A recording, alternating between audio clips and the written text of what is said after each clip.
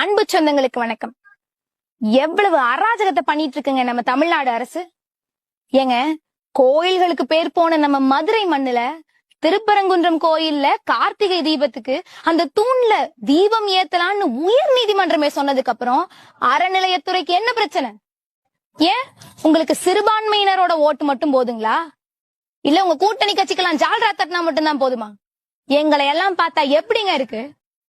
முதல் உத்தரவு வந்தப்ப உங்க கூட்டணி கட்சி எல்லாம் சொல்ற கதை, இந்த கலவரம் வந்துருங்கிற கதைக்கு ஏற்ப உத்தரவை அவமதிச்சீங்க. ரெண்டாவது உத்தரவு வந்து மனுதாரரே தீபம் ஏத்தலான்னு சொன்னதுக்கு அப்புறம் கலெக்டரை வச்சு 144 தடை உத்தரவு போட்டீங்க. அசிங்கமா இல்ல? ஏங்க, இந்து மக்கள் காசுல செயல்படுற அறநிலையத்துறை யாருக்காக வேலை செய்யுதுன்னு எனக்கு தெரியல. உங்களை ஒன்னும் இந்து மக்களை தூக்கி தலையில வச்சு கொண்டாடுங்கன்னு நான் சொல்லல. ஒரு கிறிஸ்துவனின் உணர்வுக்கு எப்படி மதிப்பு கொடுக்குறீங்களோ, ஒரு இஸ்லாமியரின் உணர்வுக்கு எப்படி மதிப்பு கொடுக்குறீங்களோ, அப்படி எங்க உணர்வையும் மதிங்கன்னு தானே சொல்றோம். சகோதர சகோதரிகளே, தயவு செஞ்சு விழிச்சுக்கோங்க. இன்னைக்கு நம்ம கோயில்கள்ல விளக்கேத்த கூடாது, தீபம் ஏத்தக்கூடாதுன்னு சொல்றவங்க நாளைக்கு நம்ம வீட்டுக்குள்ள வந்து விளக்கேத்தாதுன்னு சொல்லுவாங்க. தயவு செஞ்சு வர்ற 2026 தேர்தலையாச்சு நம்ம உணர்வுகளை மதிக்கக்கூடிய ஒரு அரசாட்சியை தேர்ந்தெடுங்க. நன்றி.